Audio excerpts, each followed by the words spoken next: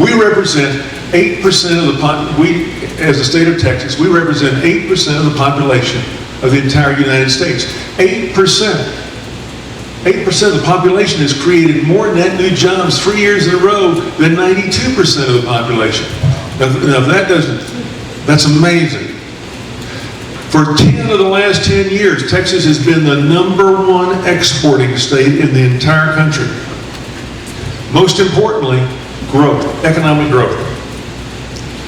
I was up last Friday speaking to CPAC, which is a conservative group, and they asked me to compare, this is a loud ball, they asked me to compare California and Texas against an overdraft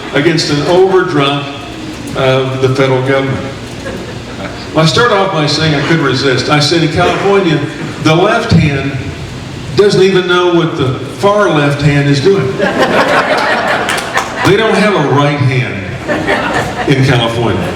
Great place to visit, but I'd rather live in Parker County.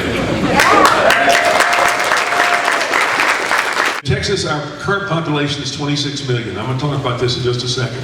We're rapidly racing towards 50 million people.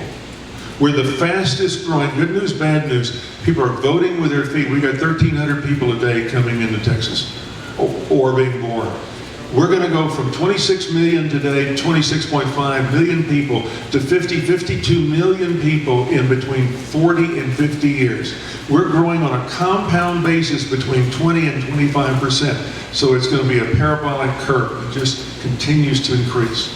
And over the years, which causes all kinds of challenges, and we'll talk about that on infrastructure and things of that nature. Phil, last Friday I was at the CPAC convention, and I had a number of different people walk up to me and say, "Tell me, Governor, tell me, how come Texas is #1? How come you're doing so well?" I just couldn't resist. Each one of them I turned and I looked, I tried to appear as if I was being very, very pensive and thoughtful. And I said, I think it has something to do with the fact that we have more Texans living in Texas than live in all the rest of the states.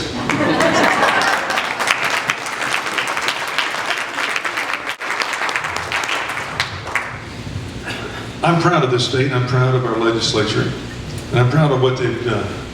I think for the vast majority of us, certainly we Republicans, our North Star has been being conservative. Our North Star has been doing the right thing for the people of Texas and moving the state forward. Things like this May, we will pass for the 6th session in a row a balanced budget. Yes, Washington, a balanced budget. But I think education is a precious gift, because it's a gift that we give our children that can sustain them for a lifetime. And if we want to help our children receive and enjoy the promise that they have, all the promise, then we're going to have to make serious reforms in public education and help our good teachers, not hurt them, help our good teachers. And to do that, part of that, we're going to have to be a little confrontational, I believe, with our education labor unions that have a tendency, at least a couple of them, just say no on everything. So working with our colleagues in the House, in the Senate, we're working in order to end teaching to the test, to reduce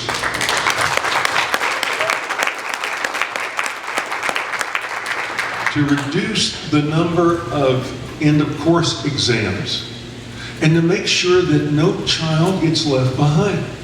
We've got great superintendents in our systems. We've got great principals. We've got great teachers.